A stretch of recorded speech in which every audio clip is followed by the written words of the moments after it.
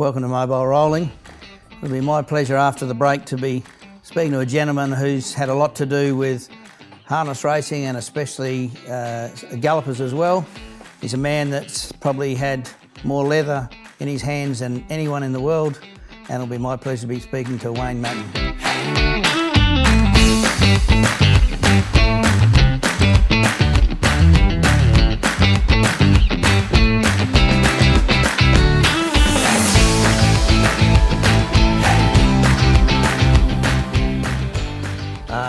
Afternoon, Wayne. How are you? Good. Good, thanks, mate. It's a little bit different than some of our normal interviews, but I'm sure that you've got a wealth of knowledge and stories to tell our viewers. Being involved as a leather specialist, I suppose, what would you call yourself? Saddler. A saddler. So let's start from the start. You were born in Adelaide, were you? Yeah, born in Adelaide. Whereabouts were you? Door Park. Door Park. Yeah. Where you went to school. Where did you go to school to? Goody Tech, or Door Park Primary, and then to Goody Tech. Goody Tech. Okay. So not long at Goody Tech though. Not long at Goody Tech. Well, I suppose people of your era probably were lucky to get to 16 before they left school. Yeah. How old were you when you left? I was 11. 11. So did you leave to get a career, or did you you just left? I just left, and then I went to Melbourne and. So you were 11 years of age. You went to Melbourne. Yeah. And what were you doing in Melbourne? Jogging trotters from my uncle. And what was your uncle? Keith Raw. Keith Raw. Yeah. Okay. So so as far as education was concerned, that was it. Didn't go back to anything after that. No. You just. So how long were you in Melbourne? I think I was there about 14 months, and then I learned to shoe horses and do things there and play around with horses and break in horses, and then I come back and started working in the shop. Okay, so the shop was LG Madden Saddlery, yeah. And they were on Unley Road, right? Yep. So how old were you then? I would have been about just heading towards 14, I suppose. 14. Okay, so at that stage, who was running the saddlery? My uncle Les. Uncle Les. Okay, Yeah. so he taught you. Yeah, everything I know. Everything. Him and Warren, far, yeah. Okay, Yeah. so. And how long overall? We'll go through the intimate details later. How long were you working there for? I've been working there all my life. Okay, so when did you finish up there? About 4 years ago. So that means that you've probably been working for 52 years, so you had 48 years there. Yeah, round about, yeah. Okay, so you got long service leave. I didn't get any of that. You didn't get any of that. Family. Well, that's what happens, family. Yeah. Okay. So Wayne, in the saddlery, you said it was your uncle and whatever that taught you. Yeah. So what were the basics? What did you start off doing? Did you just cut leather? Yeah, or? we started off just learning to hand stitch and doing things like that, and preparing gear and doing the money bags for the bakers, and when they used to drive the horse and carts, and repairing the harness and. So you do all the harness for the horses that used to pull the milk carts and the bread carts and all that stuff?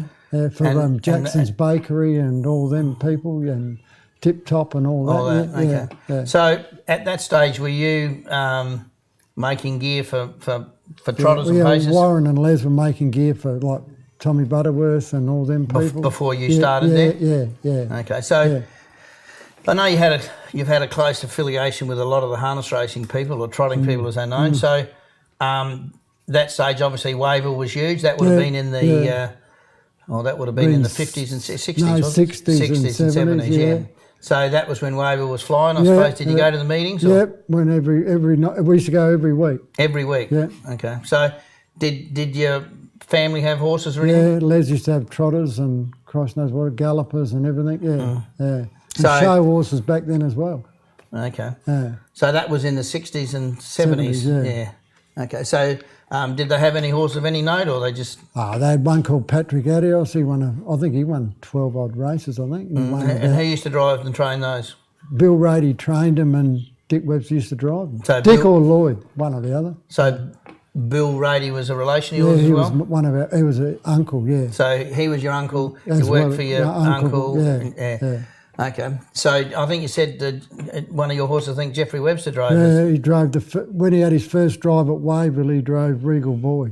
That was the last one that Les and that had, I think. They sold him after that, yeah. So at that stage then, Jeffrey would be pretty close to the same age as you, wouldn't he, or not? Or was he No, younger? he's older than me. He's the same age as my brother David, which is 2 years older. I'm the same age as Ronald. Oh, you're the same age as Ronald? Yeah. So at that stage then, that was, Ronald would have been, at that age, he would have probably been 18 years of age, 20 years of age he or would have something? been. Yeah, he would have been around that. But Ronald was a better rider, and Jeffrey was a better driver. Okay.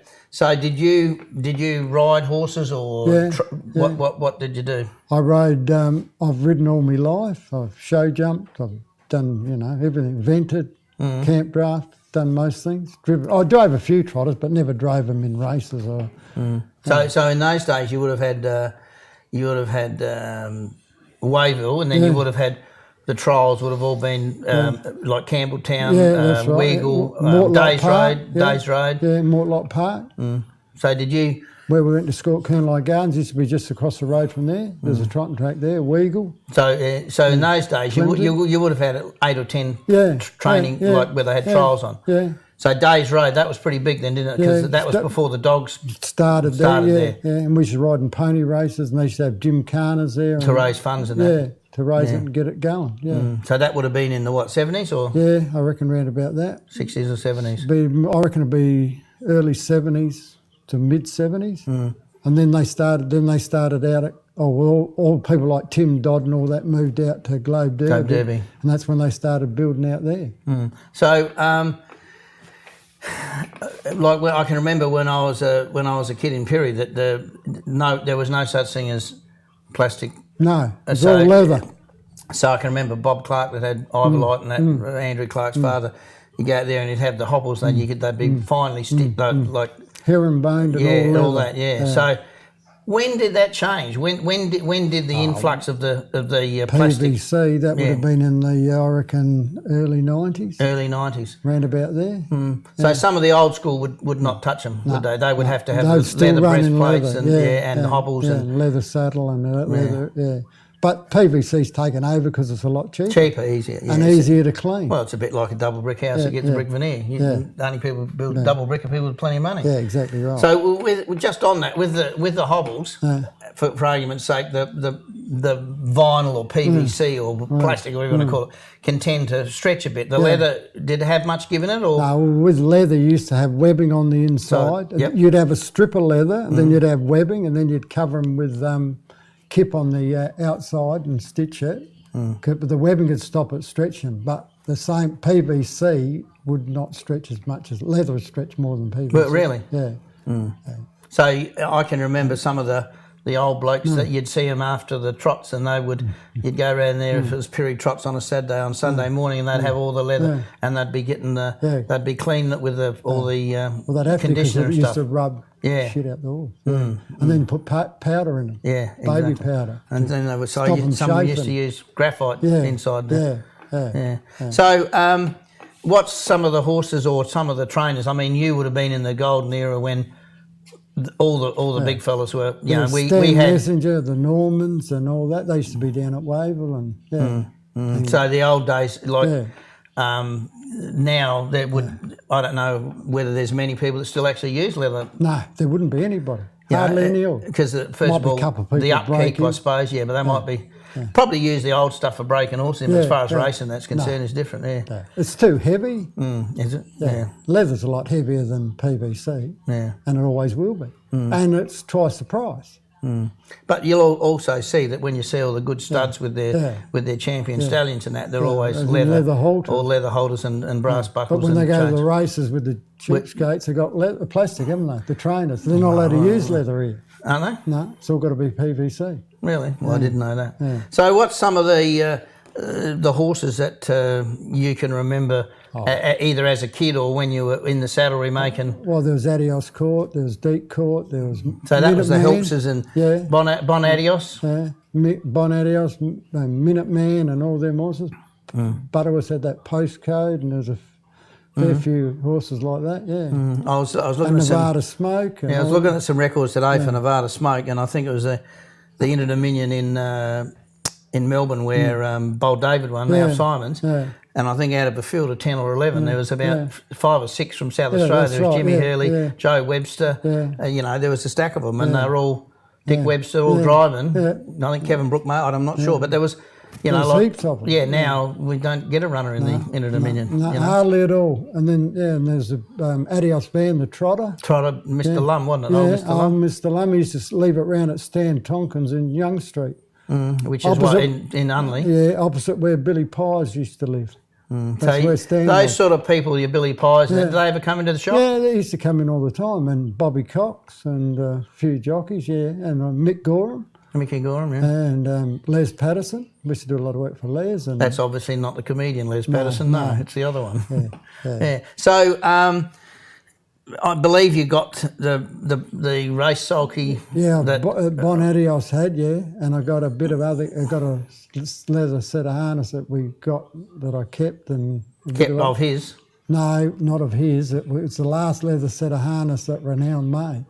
Oh, okay. Which is in Melbourne, Queensland. They used to make all the gear. They were the last ones to make leather harness. So, and the bloke that used to make it here was a bloke called Ted Allen. He used to make a lot of. So was he into the harness racing? Yeah. Is that his son that had horses? No. Steve Allen. He no, that was Bob Allen. Oh, Bob Allen. Yeah. But Ted Allen used to live out not far from where Charlie Brand did. The bloke that used to paint all the bikes for Royal Speed. Okay. So the Royal Speed were obviously the last of the. They had hickory shafts, really, didn't they? Yeah. So Brown Brothers, I wonder if would they still be legal to have? I don't think so. I don't think you can use them, can you? Yeah, no, I don't think so. So you had all the harness race and stuff. So obviously you would have made holders, cruppers, lead ropes, everything like that. Yeah. So then you had you did some stuff for the gallopers. Yeah, we made galloping bridles and used to do a lot of work there. And made the bridle for Unbridled in America. And so Unbridled, he won the story Triple on Crown. that. He won the Triple Crown in America. And a bloke from Lindsay Park went over there, and that's how come. And then we did the work. So you knew him from Australia, and then he went over to work there, and he. Well, his mother used to just live behind the shop at. And they just asked you to make some. Yeah, and when he went over there, and he rang up and said, "Can you make this?" And we did. He rang, Les, and Les said, "Yeah, we'll make it." So we did. Okay, so that's before online shopping, isn't it? Yeah, exactly right. You're ahead of your before time. mobile phones. Oh, God, we used to run to the phone box to ring someone up. Yeah, that's right. One lady used it at home. Dad said, no way. Yeah. You're not sitting on the phone talking to someone for an hour. Yeah, that's right. Anyway. Yeah. So with the gallopers, were there any gallopers? You made the one for the Triple Crown winner. Well, Les Patterson had good horses. He had some stays, didn't he? Yeah, and we did do a lot of work for Bart Cummings and people like that, and not so much for Colonnage because he was down Semaphore, but we did a bit. So in those days, but in the Unley, say, within 5 miles of your shop, how many stables and horses would have you had there in those days? Parkside there would have been 20 or 30. And now there's none. None. Not one at all. So you said the Brown brothers, they lived in... they were in Camden Park. Near Richmond, between Richmond Road and Anzac Highway. Yeah, the next one on from where Jimmy and Georgie Smith used to be. Not Curzon or Grafton, I think it's the other one. Yeah. Okay, so we did a bit for the trots and we did a bit for the gallopers. What about the dogs? You wouldn't have to make a lot of gear there. You could just make a collar. We used to make a few Corson collars for when they used to have a Corson at Hartley. Is that straight track, is it? Yeah, where they used to chase the rabbits around in the cage and Okay, so now they still have straight track here somewhere, don't they? For the I don't know. I'm not him. Yeah. Wouldn't have a clue. Oh, okay. So is there any...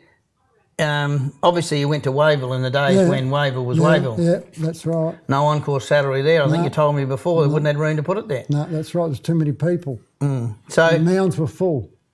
So that was everywhere, wasn't it? Yeah. And all the horses were in the stall where they keep the cattle now. Yeah. And then the parade ring used to be around the outside where they show the cows now. Out the front where the beef cattle are shown. Yep. They used to trot up that bitumen, go down the side and go in the gate by the dairy cow. Oh, yeah. I know where it is, in the middle. So after you go past the winning post, that area there. So they'd walk there, trot around there. And go out. Yeah. So what about what would they have? Did they have barriers and that there? Or did stand and start. No, but I'm talking about with the going from the parade ring around the other side. They just get out of the way. Yeah. So the bookmakers were between the parade ring and the grandstand. And they used to be where that animal nursery is. That used to be full of bookmakers. Bookmakers. And the tote building used to go all the way along there, where the stables were, all the way along to where that heavy horse thing is now. And they're all gone. There used to be tin. Well, I think a lot of the stables are gone now. Yeah, the stables are gone. I did believe that they're going to do the portable stables for the Royal Show, and I don't think there's a lot of people. No, and they got caravan park there now. Yeah, caravan park. Yeah. Makes more money. Yeah, well, it's called progress, isn't it? A sign of the times. Yeah. So, who were some of the? Say you would have dealt with some. Without you can drop as many names as you like, but say for the harness racing, who's some of the more interesting characters that you met? And what's some of the more interesting stories that you can tell us without us getting barred for next week? No, I can't tell you many stories, but I've met most of them, I suppose. Like there was Dick and Lloydie and Joe and Alfie. So because they were so good, they were good to us. Because they were so good at their craft as far as driving, were they certainly meticulous with their gear? Everything had to be done properly. So obviously they came to you. Yeah, and then and like I keep saying now, Dick was the only bloke I've ever. Well, we went to Maribel Road on the Saturday, and he won the open buck jump. He drove 3 winners on Saturday night at Wayville. God, we'd be at the chiropractors, wouldn't we, Wayne? I wouldn't be getting out of bed, I don't think. But that's so what. So who was that? Dick. Yeah. So that's Ronald's. That's Ronald's father. Yeah. Well, Ronald's a fantastic horseman, but living in the shadow of his father makes it difficult. But when your dad's so good, it's hard to match it.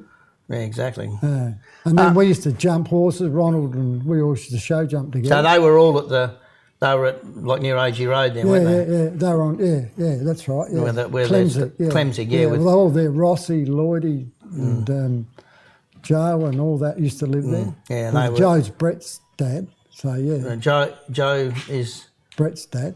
Is he? I thought Joe was Mary's dad, Mary Harding. Yeah, well, Well, she married Harding, didn't she? Yeah. So, any interest? Surely you must have a story we can throw someone under the bus with, Wayne. No. Well, we didn't hear the full story about why he left school at 11. So, no, you're not getting that one. So you didn't. You didn't do any boxing. Didn't do any boxing in your younger days, Wayne? He might be alive and he looking might for see you. me. He's been looking for you. Yeah. Well, anyway, so what about the gallopers here? Did you have any trainers that come and got gear from you that had, like you said, all those people? Yeah. Mickey Gorham would have been riding them. Yeah, he was riding. He come, and then we used to do a lot of work for Ted Cameron. Ted Cameron, he was the smartest man ever with the young ones ever. Yeah. He had the pink colours, didn't he? Pink, and when they put the money on, they won. Yeah, he was at Swan Hill. Yeah, we used to do a lot of work for him and a fair few others, and Tassie Pegas, the jockey. So he used to ride a bit for Cameron, didn't he? Sometimes. Yeah. Well, I live down at Kangarilla, and I think just round the corner, I think Graham Hegney's place. I reckon. Oh yeah, that's where his daughter is. Pam. His daughter Pam. Barrett, so. So that they were the days. Like I said, when I looked at the records of some of the Inter Dominions and the South Australian horses that were there, and the South Australian trainers and drivers, we were the best in Australia. Yeah. And the gallopers, well, you've only got to look at the ones that have left here, whether it be Bart Cummings, Hawks and Cummings and all of them. Yeah. Well, Johnny Hawks used to come in the shop. And all of them. Browns in the run. Yeah. Stud. Oh yeah. And all of them, and Nitsky, Diana. Yeah. HC Nitsky. Is it? Yeah. Slinger. Yeah. Well, that was his name. Yeah. Diana and all them. We did all that. Yeah. So you've seen all the industries come and go. What are your thoughts on what? Like, obviously, there's a lot more to do in the game. There's a lot more competition for the gambling dollar. Yeah. But what are your thoughts on, say, the gallopers and harness racing compared to, say, when you were a kid? It's totally different because people can bet on their phones and then go to a pub and have a bet. But I had to go to Oak Bank on the weekend, and I think it's a wise move not having hurdle racing and jumping. Yeah. Oh, well, that's... Because there was a lot of people there, and it was a lot of younger people that don't want to see that thing happen. Yeah, and it was a younger demographic of people going there, and that's the future of the industry. It's not old idiots like us. Oh, there's no need to use that word old, Wayne. Well, we are. And we can't keep doing it. And if they don't get younger people, there won't be an industry in any of it in the next 10 years. So you've retired officially, but you still work from here? Yeah, I work home here in the shed, and then I drive the horse ambulance at the races. Oh, okay, cool. Yeah. All right. So there's nothing controversial you need to tell me, Wayne? There's no stories, there's no nothing? I'm not into that. All right, well, that's excellent. So, look, fantastic to talk to All right, you, no and worries. hopefully Thank you. everybody gets as much out of it as what we did. No worries. Thanks, mate. See you.